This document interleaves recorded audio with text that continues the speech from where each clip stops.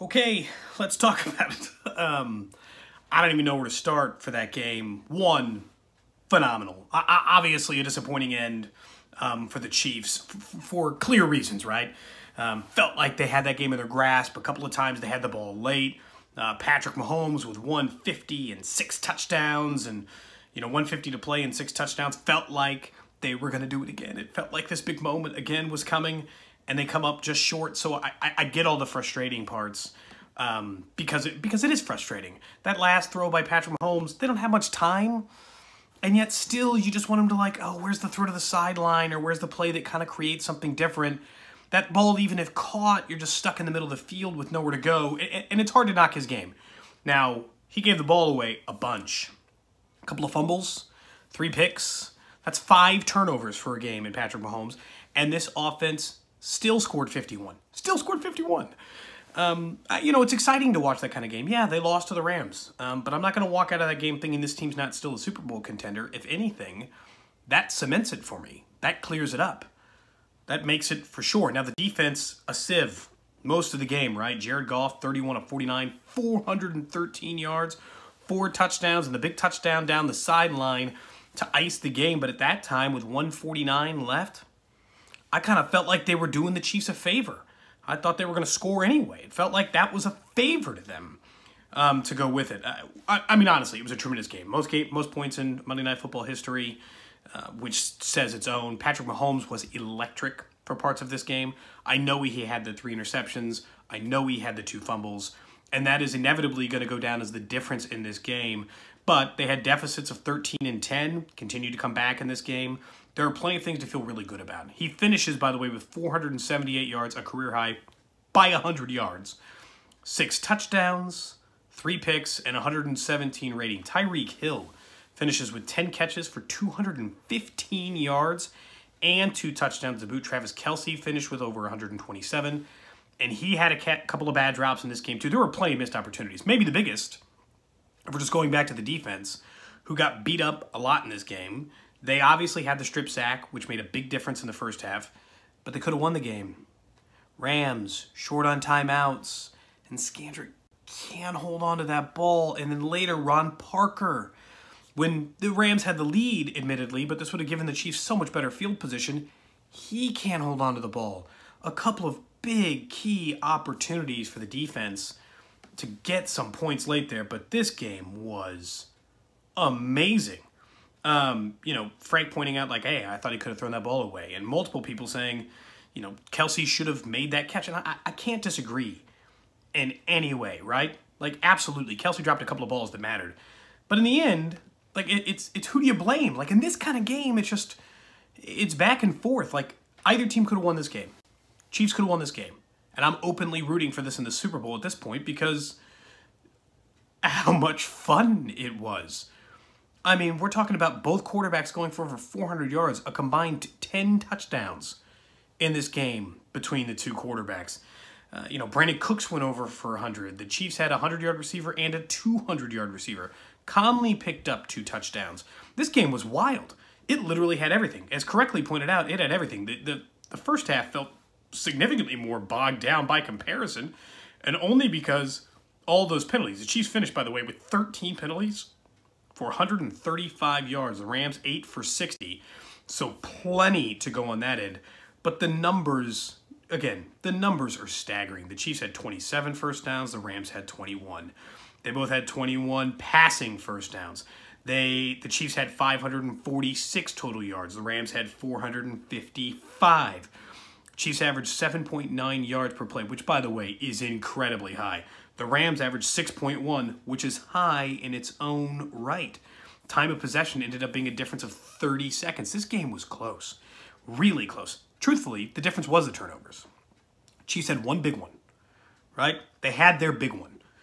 They put them right back in this game that they needed desperately at that time, and they got it. The problem was, and fine, if you want to put away the touchdown, or the interception where his arm gets hit, it's hard, right? It's a dangerous throw in that stage of the game. It's probably a throw in that stage of the game you don't need to make. That one's probably more egregious than the second one, because once the second one comes up, it's a worse throw, the second one is. But in the first one, you've got all this time. You got plenty of time to get rid of the ball and make the decision you need to make. That second one, the problem is, like, they both count, obviously, but that's the one that really kills you. The first interception of this game was a tremendous individual effort. Mahomes double clutched the ball, which is his fault. And then, but like the defender, like at the linebacker end, to get that ball off his hip, pick it off, and take it in for the return, that's just a great individual play. It is. It's a great individual play. So Mahomes had a bad night. If his bad nights are 478 yards, 6 touchdowns, and bad's probably too strong, he cost them turnovers at very bad times. Penalties and turnovers. Those are the two things. You want to, like, oh, how did the Chiefs lose this game when they score 51 points on the road? Turnovers and penalty. Darren points it out. That's 1,000% this case. I see someone saying, oh, the refs gave him the game. The refs had some play in this game. They tried to give the Rams 2 more touchdowns. Tried to give the Rams a touchdown when they called pass interference on Scandrick. They had to, on the tip pass, and they had to challenge it. And then they tried to give him a touchdown on the one that they called Patrick Mahomes a fumble that turned out to be just a tip pass as well. The ball was moving forward, right? So they tried to give him more, and there were several bad calls in there. But I don't think it was the difference. Like, the penalties the Chiefs caused themselves, some of the bad penalties they caused themselves, were at play here. And I think, for the obvious reason, some of the turnovers they caused themselves. The refs had a bad night. There's no doubt about it. Was it the reason the Chiefs lost? No. They turned the ball over 5 times. You turn the ball over 5 times in an NFL game and still only lose by 3 on a road in a game in which you give up 54, you've had an okay day. Like, you can't turn the ball over that many times and play it that close.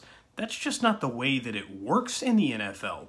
When you get, 5 turnovers to 2, they're +3 in the turnover margin. Like, that's it. Like, by the way, that is the most telling stat for any NFL game. If you look at the turnover margin, you can most accurately predict what took place in the game.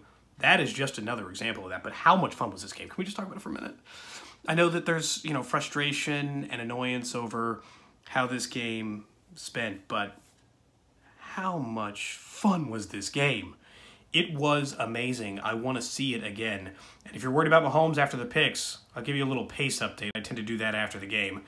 Patrick Mahomes' current pace, 5,256 yards. He'd be only like the handful, like 4th guy to throw for 5,000 yards. 54 touchdowns. That'd be good for 2nd all-time.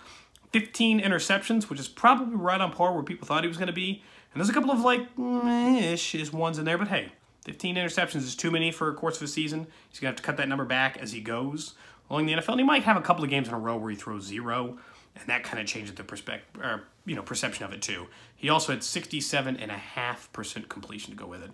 He is great. The Chiefs have a star, and you can feel every bit of that coming out of that game. Yeah, there were mistakes, but he is a star. You could make an argument. He's the best quarterback in the NFL. Now, you can make an argument for someone else. You can make your argument for Rodgers, who obviously has been around there longer. You can make the argument for the way Breeze is playing right now. I'll listen to it. I get it. He's only got 1 interception and 35 touchdowns in his own right. He's probably the answer, Brady. Right, there are other answers, but Patrick Mahomes, it's not going to be long before he's, he's already in the conversation. It's not going to be long before people start talking about him as being that, right? I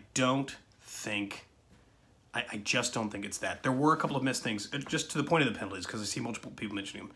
There were a couple of big misses. The Ndamukong Suh, when he got D Ford around the neck of the goal line, that'd give the Chiefs another chance at the goal line. Instead, they kicked the field goal. So there are a few points there the Chiefs can get. That gives them another chance at the end zone because of the personal foul, 4 shots. You got to assume they get it.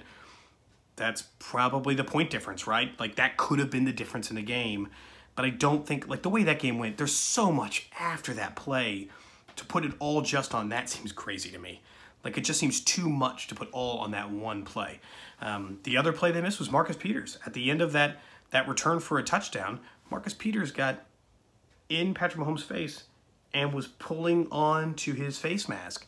So, yeah, there were missed calls. There were missed calls, and there were calls against the Chiefs that weren't good calls. But I'll tell you right now, Patrick Mahomes is a superstar. He is phenomenal. This game was phenomenal. To lose a 3-point road game, there's no embarrassment there. You're still the top team in the AFC. If you still take care of business, as in win out, you're still the #1 seed in the AFC. You got 2 games left against the Raiders. Those feel like wins. You're going to be facing a pretty young quarterback in Lamar Jackson or Flacco, who seems limited with injury in a couple of weeks, right? You got the Chargers on a short Thursday night, that being the most important of all the games, and the Seahawks on the road, a team that has given some teams trouble. But if you take care of business, or if one team slips up, one more loss out of any of those teams, Steelers, Patriots, gives you a huge advantage. But you take care of business, you're still going to be the number 1 seed, and then try to take on the Rams again in the playoffs, or the Saints. I don't care. Whatever it is, if it's Chiefs and Rams or Saints, take the over. If they create a hypothetical bet that is called the super over, in which they just add 20 points to the over, take that too. Because the super over would have cleared tonight by about 20 points. So if they have the super duper over, consider it. Super over, definitely take. Thanks for joining us. These reports, as always, brought to you by the Midwest Ford dealers. Go to buyfordnow.com, as you can see at the bottom of the screen, or stay tuned, right? Like, we'll do these every pre, half, post. We'll do them live from the stadium when the Chiefs get back from the bye as well. So we'll get you covered there very much. We appreciate the time. Thanks for joining us, and good luck for the last 5 games. It was certainly a fun one tonight.